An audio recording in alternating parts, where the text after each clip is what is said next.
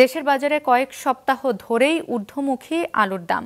এর মাঝেই পেঁয়াজ ও আলু রপ্তানির স্লট বুকিং বন্ধ করে দিয়েছে ভারত।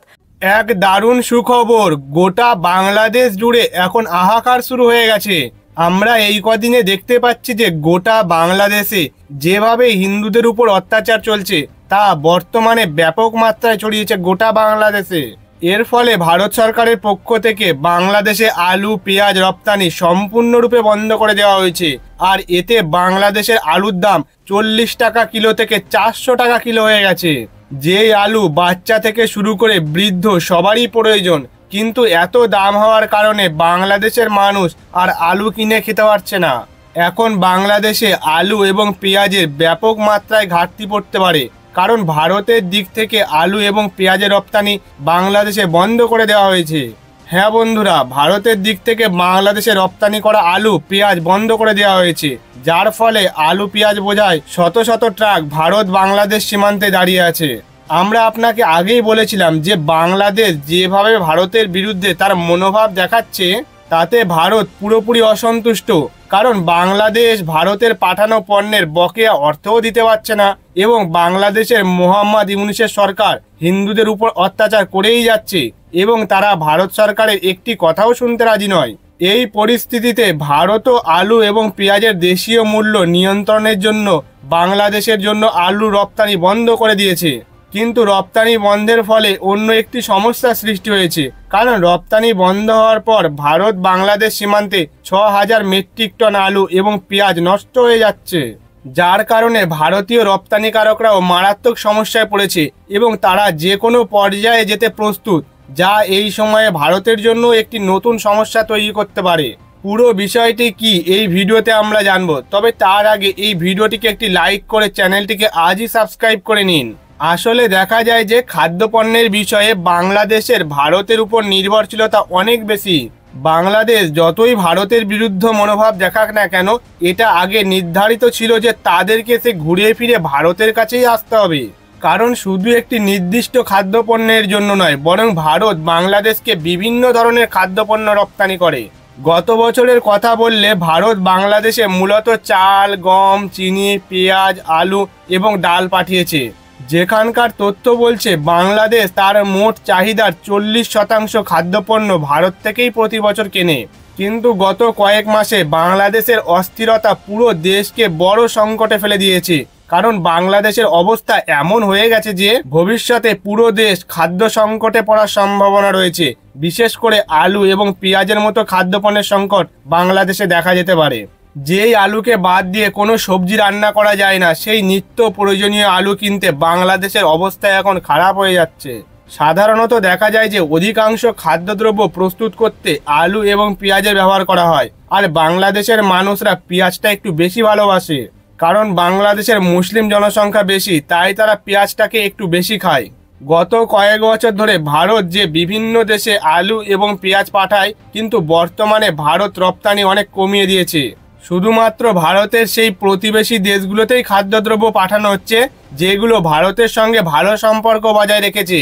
সেই সমস্ত দেশের মধ্যে ভারত থেকে আলু এবং পেঁয়াজ কেনার বাংলাদেশও একটি বড় ক্রেতা ছিল। শুরুর দিকে হিন্দুদের উপর হওয়া নানা রকম অত্যাচার এবং হিন্দুদের বাড়ি ঘর জমি জায়গা সবকিছু দখল করে নেওয়া এবং সনাতনী হিন্দুদের উপর যে সমস্ত নিপীড়ন তারা করে যাচ্ছে, এরপর তখনও পর্যন্ত ভারতের পক্ষ থেকে বাংলাদেশে রপ্তানি করা আলু এবং পেঁয়াজ বন্ধ করা হয়নি। কিন্তু সম্প্রতি পশ্চিমবঙ্গ থেকে বাংলাদেশে রপ্তানি হওয়া আলু এবং পেঁয়াজ বন্ধ করে দেওয়া হয়েছে। ফলে প্রশ্ন উঠছে, ভারত কেন এমন করলো? এর জন্য আপনাকে জানাই, বর্তমানে বাংলাদেশের নতুন সরকার মোহাম্মদ ইউনূসের মনোভাব ভারতের বিরুদ্ধে অনেক বেশি তীব্র হয়ে উঠেছে। অন্যদিকে বাংলাদেশের কাছে ভারতের বকেয়া অর্থও এখনো শোধ করা হয়নি। এমনকি পরিস্থিতি এখন এমন ভয়ানক যে ভবিষ্যতেও তারা আর শোধ করতে পারবে কিনা তা নিয়ে আশা করাও কঠিন। সম্ভবত এই কারণেই ভারত বাংলাদেশে আলু এবং পেঁয়াজের রপ্তানি বন্ধ করে দিয়েছে। এর ফলে ভারত দুই রকম লাভ করতে পারে। প্রথমত, বাংলাদেশ বুঝতে পারবে ভারতের সঙ্গে বিবাদ করার ফল কি হতে পারে, এবং দ্বিতীয়ত, ভারতের অভ্যন্তরীণ বাজারে আলু এবং পেঁয়াজের দাম নিয়ন্ত্রণ করা সম্ভব হবে। আলু এবং পেঁয়াজের দামে নিয়ন্ত্রণের জন্যই বিভিন্ন দেশে এর রপ্তানি নিষেধাজ্ঞা আরোপ করা হয়েছে। তার মধ্যে যদি বাংলাদেশের নাম যোগ হয় তাহলে ভারতের বিশেষ কিছু ক্ষতি হবে না, সম্প্রতি খবরে এসেছে যে ভারতের পক্ষ থেকে রপ্তানিতে নিষেধাজ্ঞার কারণে ৬,০০০ মেট্রিক টন আলু এবং পেঁয়াজ ভারত বাংলাদেশের সীমান্তে নষ্ট হওয়ার পথে। রপ্তানিকারকরা সরাসরি জানিয়েছেন রাজ্য সরকারের পক্ষ থেকে আলু এবং পেঁয়াজের রপ্তানিতে হঠাৎ করে নিষেধাজ্ঞা তাদের জন্য বড় সমস্যার সৃষ্টি করেছে। প্রতিবেদন অনুসারে রপ্তানিতে হঠাৎ নিষেধাজ্ঞা আরোপ করার কারণে বাংলাদেশে পাঠানোর জন্য প্রস্তুত প্রায় 220টিরও বেশি ট্রাক পশ্চিমবঙ্গের মাহাদীপুর বন্দরে আটকে আছে। এগুলিতে ৬,০০০ মেট্রিক টন আলু এবং পেঁয়াজ রয়েছে। আগামী কয়েকদিনের মধ্যে এগুলো পাঠানো না হলে আলু এবং পেঁয়াজ নষ্ট হতে শুরু করবে, কারণ ট্রাকের ভিতর বেশি দিন ধরে এগুলো সংরক্ষণ করা যায় না। এই কারণেই ভারতীয় রপ্তানিকারকদের উদ্বেগ বাড়ছে। যদি সময় মতো পণ্য পাঠানো না হয় এবং নিষেধাজ্ঞা এভাবেই চলতে থাকে তবে তাদের বিশাল আর্থিক ক্ষতির সম্মুখীন হতে হবে। রপ্তানিকারকরা জানিয়েছেন প্রায় ৬,০০০ টনের মধ্যে ১২০টি ট্রাকে পেঁয়াজ এবং ১০০টি ট্রাকে আলু রয়েছে। রপ্তানিকারকদের দাবি, যদি বাংলাদেশে পণ্য পাঠানো হয় তাহলে প্রায় ৫০ কোটি টাকার লেনদেন সম্ভব হতে পারে। কিন্তু যদি বাংলাদেশে পণ্য না যায় এবং সেগুলো স্থানীয় বাজারে বিক্রি করা হয় তবে লাভের পরিমাণ অর্ধেকও হবে না, কারণ ভারতীয় বাজারে আলু এবং পেঁয়াজের দাম বাংলাদেশের তুলনায় প্রায় অর্ধেক। যদি ভারতীয় বাজারে আলু এবং পেঁয়াজের মজুদ বেড়ে যায় তবে আলু এবং পেঁয়াজের দাম কমে যাবে, এটা 100% নিশ্চিত। যাতে এই দাম নিয়ন্ত্রণ ও দেশীয় চাহিদা মেটানোর জন্যই রপ্তানি বন্ধ করে দেওয়া হয়েছে। তবে দীর্ঘ সময় ধরে বাংলাদেশে রপ্তানি বন্ধ থাকলে সেখানে পণ্যের দাম আকাশ ছোঁয়া হবে এবং খাদ্যের সংকটও দেখা দেবে। আর এটা হওয়া উচিত, কারণ তারা তাদের আর্থিক উন্নতির দিক চিন্তা না করে কিভাবে হিন্দু সনাতনীদের সর্বনাশ করা যায় তার চিন্তা সবসময় তারা করতে থাকে। বর্তমানে বাংলাদেশের আর্থিক দিক থেকে পৃথিবীর সব থেকে নিচে নেমে গেছে, কারণ বাংলাদেশ সমস্ত দেশের সাহায্যে চলে। যদি অন্যান্য দেশ বাংলাদেশকে সাহায্য না করে তাহলে বাংলাদেশ আর টিকে থাকবে না। এমনিতেই একটু বন্যা হলেই বাংলাদেশের মানুষের অবস্থা খারাপ হয়ে যায়, তখন সেই পর্যায়ে বাংলাদেশিদের সাহায্য করে ইসকন। কিন্তু সেই বাংলাদেশি মৌলবাদীরা এখন ইসকনের উপর অত্যাচার শুরু করেছে।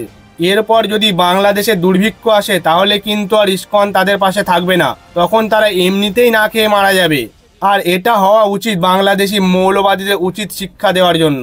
এই পরিস্থিতি জানার পর আপনার কি মনে হয় পশ্চিমবঙ্গ থেকে বাংলাদেশে আলু এবং পেঁয়াজের রপ্তানি পুনরায় শুরু করা উচিত? আপনার মতামত কমেন্টসে অবশ্যই জানান এবং ভিডিওটিতে একটি লাইক করে আপনার বন্ধুদের সঙ্গে শেয়ার করুন যাতে তারাও এই বিষয়ে জানতে পারে। জয় শ্রীরাম, জয় হিন্দ।